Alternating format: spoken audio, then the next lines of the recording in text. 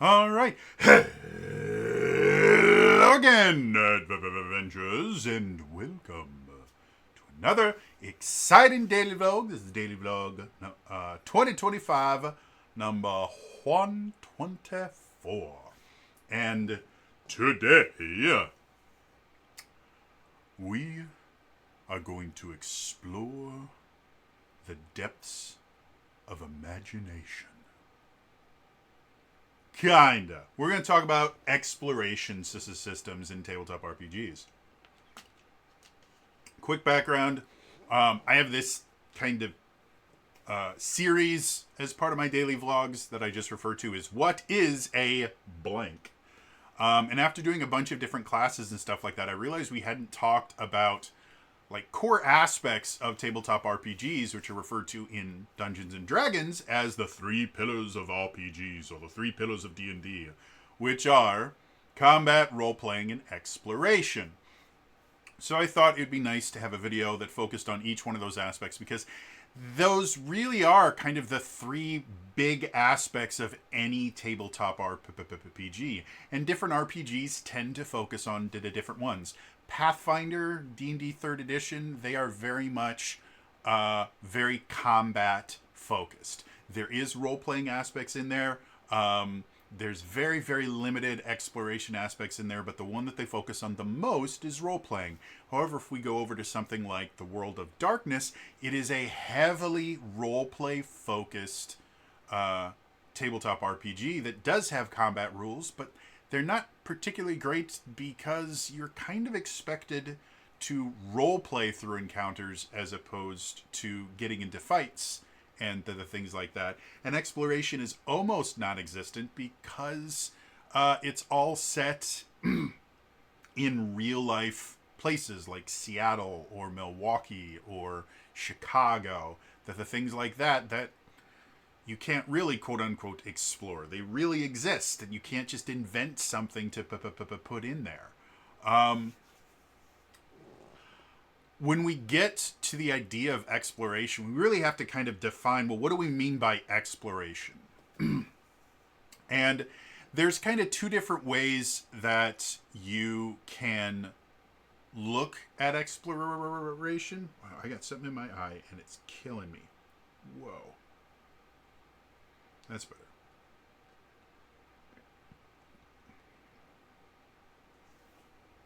So, there's two different ways you can look at explanation. Nope, I didn't get whatever it was in my eye out of my eye. So now, I'm going to use a little wipey thingy. These have like aloe vera in them. They're really, really nice.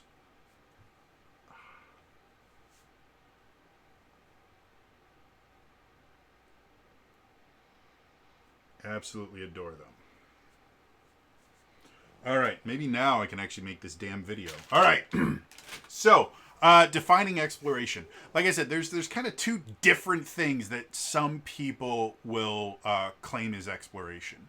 The first one, which most kind of traditional RPGs have this aspect, is the ability to explore an area. You know, this is dungeon delving. This is things like investigation checks and perception checks and finding traps and disarming traps. Some people will classify that as exploration. And it does kind of fit into that. It is non-combat oriented, but it uses the exact same rules and systems that we talked about yesterday in the role-playing system. So in general, when I'm referring to the exploration system in a tabletop RPG, that's not what I'm going to reference. You can use those things as part of your exploration system, but the exploration system needs to be something separate, because if you are defining the entirety of your exploration by... Sorry, I had something on my glasses, I thought. If you're defining the entirety of your exploration is, well, these are the skills that you use in exploration, well, then mechanically and practically, it's just another name for your role-playing system, if that is the exclusive aspect of your exploration. The other definition, which is the one that we're going to focus on today because it is a completely different system, is the act of actually exploring the world. It generally involves some kind of a map, generally an area map or a world map. It involves going to specific places on that map and discovering what's there. A lot of exploration systems also have survival aspects built into them. Things like having enough rations to get to where you're going, looking for food and water, the things like that. All of those things generally tend to be defined as part of the exploration system. And by that definition, D&D 5th edition effectively doesn't really have a quote-unquote exploration system. Are there rules for how to do all that stuff? Yes. But they're very, very, very, very light. And there's very little impact on the rest of the game, depending on whether or not you include exploration aspects or not. Whereas if you don't include the role-playing system when you're playing Dungeons and Dragons, the entire game changes. The same thing is true about combat. If you don't include the combat system in 5th edition, the entire game changes, and there's significant aspects of your character that just don't work anymore. So I would go as far as to saying that D&D 5th edition and other games similar to it do not really have a quote-unquote exploration system. They have ways to modify their role-playing and combat systems to facilitate exploration. So what does an exploration system need to be an exploration system? Well, I would actually like to bring up, I think there's 2 TTRPGs that actually do exploration really, really well, to the point where it feels not just kind of like something that is useful in it, but it feels like a core part of the gameplay experience. The first one is The One Ring. I have The One Ring 2nd edition actually opened up right now on my other monitor. I believe the travel system is very similar in The One Ring 1st edition, but I haven't looked over my 1st edition books in a long time. In The One Ring 2nd edition, first of all, because the One Ring is set in a pre-designed world, you're adventuring in Middle Earth, there are about 40 bajillion different maps you can get of Middle Earth. And the One Ring 2nd edition core book comes with a one map in particular, and as you get more supplements, they add additional maps that you can use.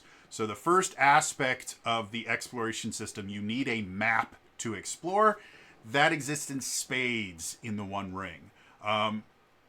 And then the other aspects of the exploration system that they put in there is in the One Ring, you actually have to assign roles to each one of your party members because they all have different things. Like you have the guide, who's the one that's going to be kind of leading the party through this exploration. You have lookouts, who are going to be doing their best to ensure that you're not surprised by what happens. You have the hunter, who is the person that's going out and getting you the food and everything that you need to be able to survive the travel. And then you have the scout. I have to look. So guide in charge of all decisions concerning route, rest, and supplies. Hunter in charge of finding food in the wild. Lookout in charge of keeping watch. Scout in charge of setting up camp, opening new trails. So, this exploration system creates new roles, effectively new classes that you need to assign to the different characters. Technically, every time you begin a new journey, everyone can have a different role.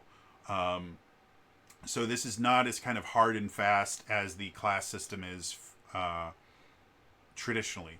But you each have your role. You each have different things that you do. It interacts with the skill system, because why create a completely new system for doing the same mechanical thing, which is rolling checks to do things. But in addition to that, you actually plot your path on the map, and make travel roll, what they call marching tests. And what happens is, depending on the travel roll itself, good things or bad things can happen. And depending on what specifically the roll was and how well you did the roll, it actually assigns which hex that event is going to happen on. Because this is another thing you should get very familiar with. We're talking about exploration systems, is what's referred to as a hex crawl.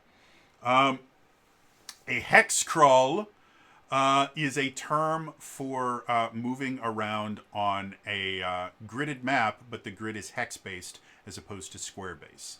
The benefit of a hexagonal grid versus a square grid is diagonal movement. On a square grid, diagonal movement is actually faster than lateral or vertical movement. What I mean by that is, if you have a square and you move one square up, if that square is 5 feet, I have to do math here for a second because I have forgotten. Really? That's what you're going to do?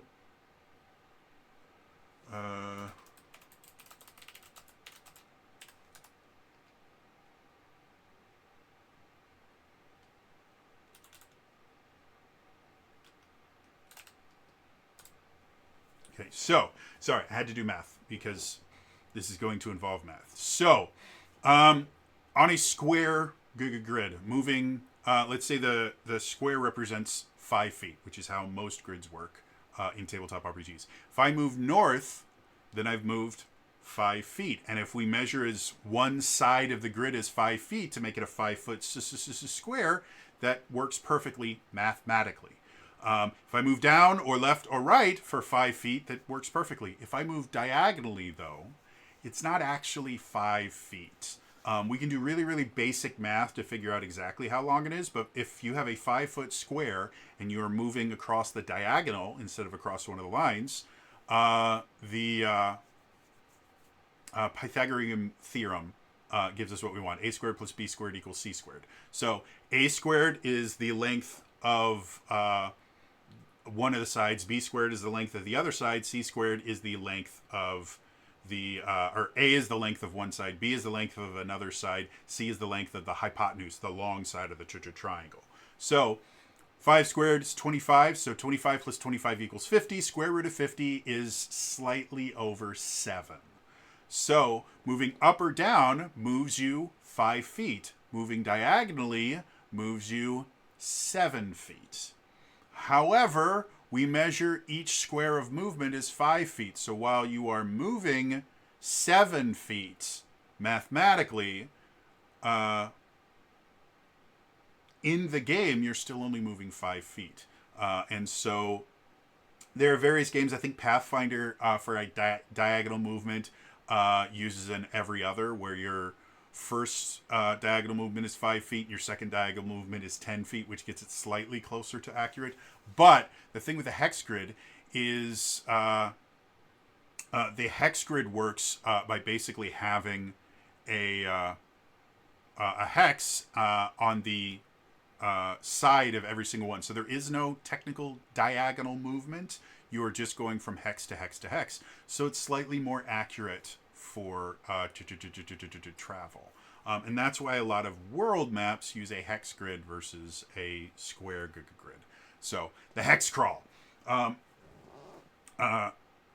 So in the One Ring second edition, every time you start your journey, you make your roll. It will tell you how many hexes ahead you are going to have an event, what kind of event it's going to be, and then after that event is resolved, you roll another journey. And the number of events that happen over your journey is based entirely on how well you roll. The higher you roll, the more hexes you get before you have an event.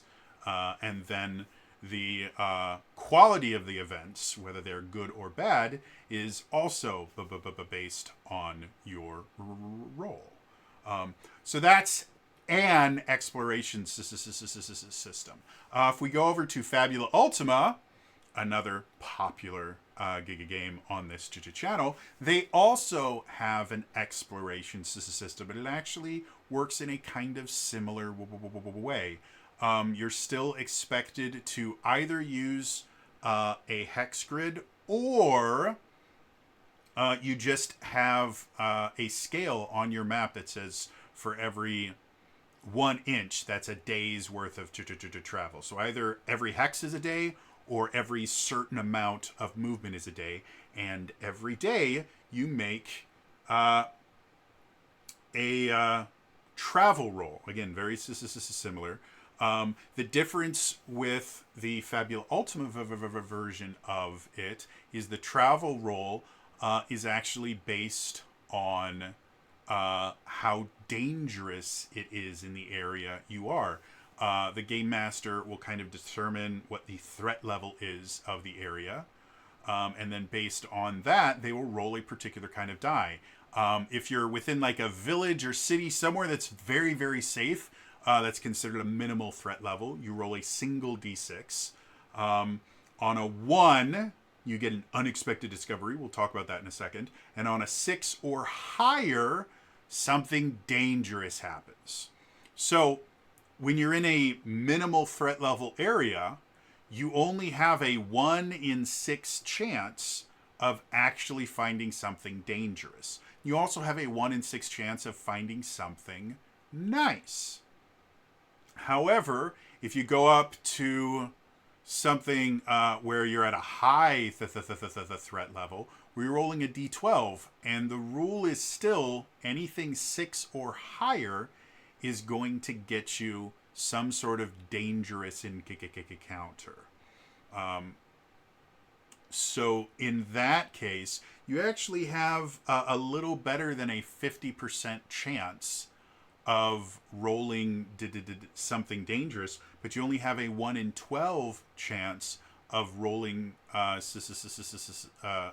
finding a discovery. So both of these exploration systems use tables. Tables are kind of the gold standard of exploration systems. And a lot of times, the more tables you have, the more robust your exploration system is. The big difference between the two systems kind of goes in line with how Fabula Ultima is designed to play. And I think it's one of the things that makes a really good exploration system in general is that rolling a 1 on your explorations. That makes an unexpected discovery. An unexpected discovery, and I'm just going to read directly from the book here. Discoveries don't have to happen that often, so the game master should make sure each and every one of them is unique and useful. The entrance to an ancient ruin. Is it guarded? What treasures are hidden there? A merchant caravan, or a group of helpful creatures. A secluded village or safe haven unknown to most. A precious item or piece of information. Remember that a discovery is always a good thing. Even if it's a dangerous location, the reward it conceals should more than make up for it. And that's the thing that I think a lot of exploration systems get wrong. The vast majority of exploration systems are effectively random encounter tables, which have their place. I'm not saying that random encounter tables are wrong, but when the only thing that can happen when you're in the exploration, when you're using the exploration system, is you can run into a fight, or when things go well, you don't run into a fight. That really doesn't feel like exploration. That feels like punishments over time. For a true exploration system, there needs to be actual exploration. You need to be able to go, I wonder what's here. And then when you get there, you need to find something. Now, that something may be a bunch of trolls that want to sit on you and squish you into jelly and then use it to put on their toast in the morning. It could also just be, oh, there's a forest here and there's a bunch of animals in it. Like it does, you don't need to every single time the party goes exploring, you must find something amazing.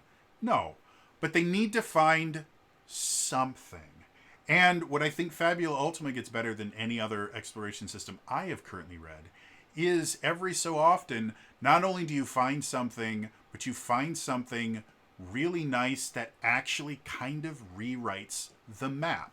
And again, that works in Fabula Ultima because in Fabula Ultima, you're not playing in a pre-created world. Part of Fabula Ultima is during your session 0, you and the players create the entire world.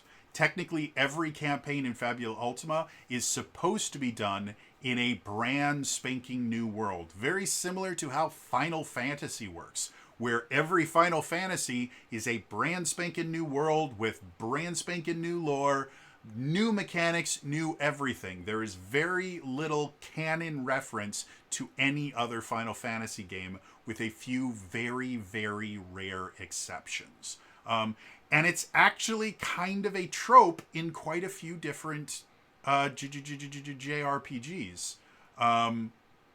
The Dragon Quest series, I believe mostly, if not all of it, happens in the same quote-unquote world, but they'll happen in different areas, and it's very, very rare for a Dragon Quest game to be a direct continuation of a story. I think the first 3 Dragon Quest games form a trilogy with similar themes. The same is true about the second 3, and then after that it gets a little bit more muddy. Or if you look at the Breath of Fire series, each Breath of Fire game is very, very different, tells a very different story, has different mechanics for how dragons work, which is the big thing in Breath of Fire. So it kind of makes sense for Fabula Ultima to have a different world each time. And because of that, being able to basically put new things on the map is not that big a deal. It's part of the game. If, however, you are... Thank you, phone.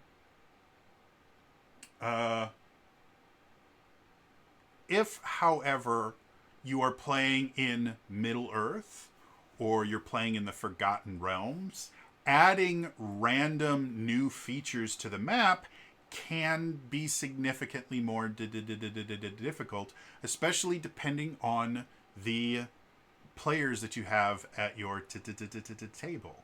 You know, adding a brand new dungeon like 3 hexes away from Weathertop doesn't really make a whole lot of sense. You're just barely outside of the Shire. It doesn't really make sense for there to be a dungeon in the middle of a pretty well-traveled place.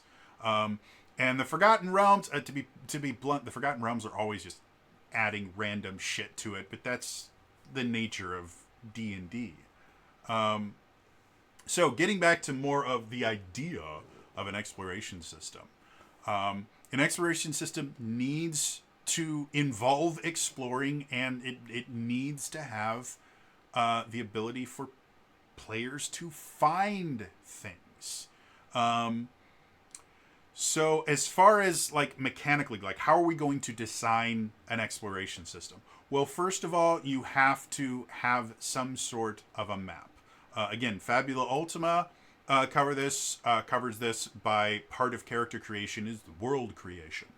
And so they have some blank maps that you can use, or you can make your own map, but they have that. Most other TTRPGs will have a map of some sort for exploration. With a few rare exceptions, things like Vampire the Masquerade generally won't give you a map because you're in Seattle. You can go to Google Maps and get a map. But your exploration system, you need some sort of thing to explore, which involves having some sort of a map. The second thing that you need for an exploration system is you need intervals of travel. You can have really, really simplistic travel rules where you just go, well, this is a journey. You're going from one place to another place. So we're going to call that a journey, and we're going to have a single roll for something to happen on that journey. That's kind of how D&D deals with most travel in general, is just there is a journey, what happens on it.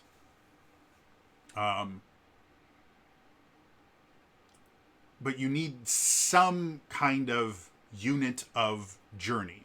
If you're doing hex crawls, you have hexes, and you can decide how many hexes you need to go before something happens. If you go the Fabula Ultima route, you literally can just measure on the map.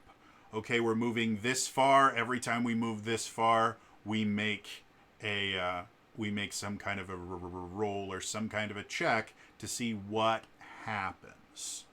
And then those checks need to be connected to something. And this is where I'm not a fan of tables and rolling on tables in general. I just don't find it fun the vast majority of the times that it is. But for an exploration system, there's a reason that most exploration systems are a bunch of tables. It works really, really well. The thing with rolling on a table is it's basically randomizing things. Tables are the original randomizers, guys. So rolling on a table allows the GM something so they don't have to just come up with something off the top of their head. And it also allows a little bit of structure for the players as well. Whether or not you want your players looking at the tables to know the possible things that can happen to them, by having different threat levels or different danger zones or whatever you want to call it, which is another thing that's fairly common in most exploration systems, is the idea that, walking through an open field is significantly less dangerous than walking through a swamp populated by werewolves. Different things are going to be happening there, and you're going to have a much higher chance of bad things happening in the werewolf swamp than you are in the pretty field. So by having different tables for different threat levels or different tables for different environments, it allows whatever is happening to feel like the choices that the characters made. Well, this is the evil werewolf swamp, so we can go through the werewolf swamp, or we can go through the Valley of Death, which is full of skeletons and is so hot that most people die of dehydration before they make it halfway through. Let's go with the werewolf swamp. At least we won't have to deal with dehydration there. It makes it feel that their choices actually mattered, and their explorations, you're actually exploring where it is that they're exploring, as opposed to a more kind of generic, random encounter table where it's just, oh, so you're in the mountains, here is a mountain troll. Ooh, okay, so it's a large creature with a lot of hit points that hits hard. We could run into this. Well, we are traveling through caves, and so roly, oh, here is a large cave troll. It's different than a mountain troll because cave trolls are found in caves and mountain trolls are found in mountains. Oh, we are going through the sea? Well, roly, here is a very large shark troll.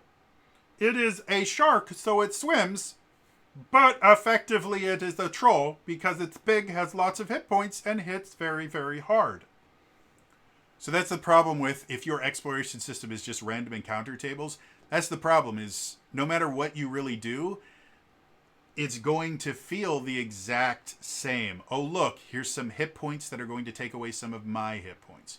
But on a full exploration system, especially one like Fabula Ultima that allows for you to actually put new things on the map in some way, shape, or form, the players feel rewarded for exploring. The other thing that we talked about for an exploration system is some sort of survival mechanics. You know, the idea of while we're exploring, there has to be some reason why people don't do this all the time, every single day, every single week. And there should be a reason to go back to civilization. So survival mechanics tend to be a very, very simple way to do that. You need this much amount of food every day. You need this much amount of water every day. And especially if you're dealing with a situation where either resources are limited or the ability to go back to civilization is significantly more difficult, then a survival system as part of your exploration system can make it feel very, very important to make the right choices. With a survival system put in, that can even make something as simple as random encounter tables feel significantly more impactful, because now it's just, oh look, we're losing some of our hit points to get rid of some of their hit points. Now you are also dealing with the fact of, oh, this particular fight is going to take up this much time, and it's going to take this much time for us to recover, which eats into our rations supply. And if we run out of that too far away from a city, bad things will happen. The same thing is true about environmental effects. If a sudden rock slide cuts off your way to get back to civilization, the entire exploration might have just changed. You might have had more than enough food to be able to get back to civilization, even if you got lost 2 or 3 times. But now your one route back to civilization is cut off. You don't know where the next civilization is going to be. You don't know how easy or how hard it is going to be for you to get food and water. Now the game system has changed, and exploration has become the most important thing that you're doing. You're not looking for treasure anymore. You're not looking to, quote unquote, progress the plot. You are looking for a way to survive. And in order to do that, you're using the exploration system. Survival systems really have their best uses when you are dealing with a very hostile environment. Being lost in a desert, something like Dark Sun. Dark Sun, the very environment, is trying to kill you every single day. It's Australia, the board game. If I have any friends in Australia, I have the utmost respect for you guys, but you have to agree with me. Your country is trying to kill you every single day. Everything in Australia is trying to kill you. And none of you live in the middle of Australia because it succeeds in killing you a lot. So anyway, when you do have a Dark Sun-like setting where you're in a desert and water is extremely valuable, or if we go to like the 10 towns in Icewind Dale in Forgotten Realms, an exploration system in that is intrinsically linked to the survival system, because despite the fact that water is everywhere, being frozen all around you, not all of that water is potable, and it requires translation from ice, which can't really provide you that much sustenance, to water, which does. And you still have to find food, which is very, very difficult in a tundra and a desert. Both of them, food very scarce. So, getting back to the idea of an exploration system in a tabletop RPG. Again, you need something to explore, map. You need some unit of exploration, hexes, length, or journeys. And you need some resource tied to exploration, which is generally done through a survival system. The final thing that you really need to decide for your exploration system is very similar to both role-playing systems and combat systems, whether you want it to be more narrative-driven or encounter-driven. Again, the most common exploration system you're going to find in tabletop RPGs is your random encounter table, and that is an encounter-based exploration system. Basically, you are doing something and an encounter happens. The One Ring second edition is also technically an encounter-based exploration system, where there is narrative to what you're doing, but the narration is just to get you to the next encounter. And we've talked about in the other episodes in this series, the idea that an encounter-based system can be very, very useful in kind of making a uniformity between all of your different systems, your combat system, your role-playing system, your exploration system. If you make them all use the same resolution mechanics and make them all the same encounter to the type, well, then it makes it easier to kind of switch on the fly between combat, role-playing, exploration, combat, exploration, role-playing, exploration, however you want to go for it. And again, especially for exploration systems, encounter-based exploration systems tend to be very, very simple to understand and simple to implement. It's, again, every time we travel one hex, one distance, we make a roll, and then that roll tells us what kind of encounter we are going to have. Now, on the other side, you can have a narrative based system. And again, I can't come up with a really good example of a narrative-based exploration-specific system, but Powered by the Apocalypse in general tends to do narrative-based anything relatively well.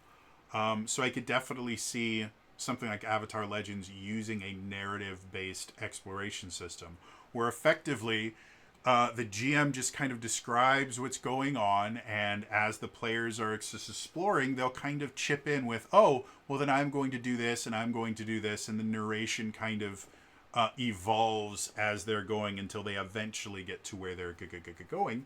And it still means that you can have random tables and stuff like that, but it is much more kind of free form. It's not so much of we're moving, we're encountering. We're moving, we're encountering. Again, the problem with a narrative-based system in general is the paralysis of choice. Encounters are nice because they provide structure. They tell you what you can and can't do.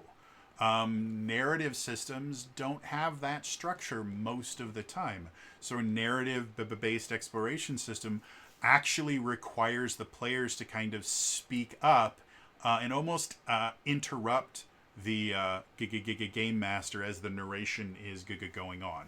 Can a good game master run a narrative-based exploration system without requiring the players to interrupt them? Absolutely. A really, really common way to deal with this is as you're narrating the journey, have one aspect of the journey focus on a single player for a little bit.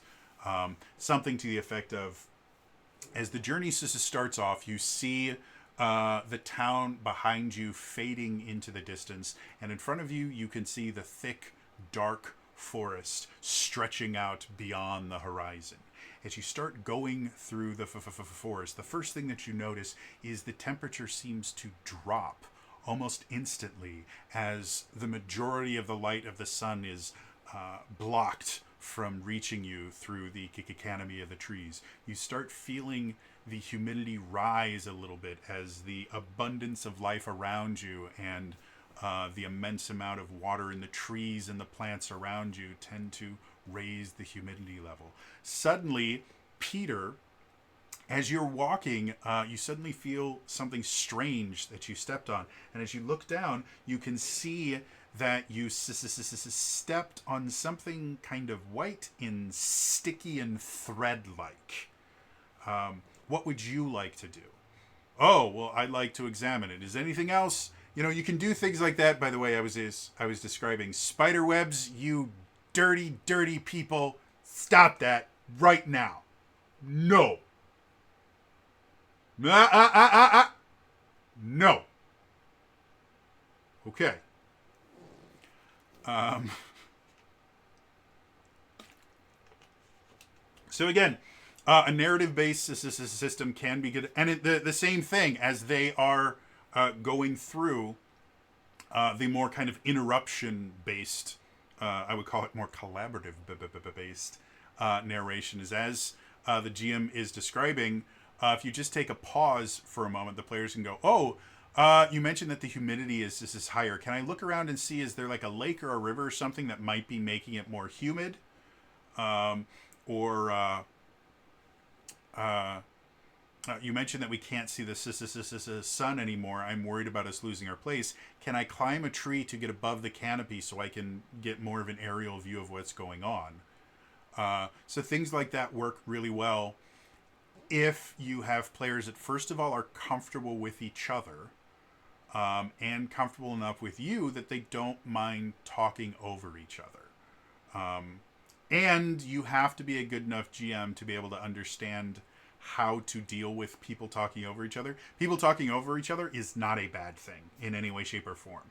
The thing that makes it bad in general is not being able to figure out who is saying what and being able to address everything that's being said. A lot of times when people start talking over each other, the gut reaction of most game masters go, stop, stop, stop, stop, stop, one at a time, you. And then by picking someone out of the blue and then fixating on them, by the time you get to the other people that had ideas, it's possible that the narration has moved to a point that those ideas are no longer valid. So it does take a special kind of crazy to be able to deal with kind of popcorn narration, I guess we could call it. But it is something that you can do, and it is a skill set that you can learn. It's not something that is a talent that you have to be born with. You can 100% learn how to deal with multiple people, having multiple ideas, and being able to address those ideas simultaneously. It's a 100% thing you can do. It just takes a little bit of work. So yeah, exploration systems. Like I said, not a ton of TTRPGs do this exceptionally well. And I think a lot of that has to do with the fact that, when we look at our original TTRPG template, Dungeons and Dragons Basic, or original Dungeons and Dragons, there wasn't really an exploration system.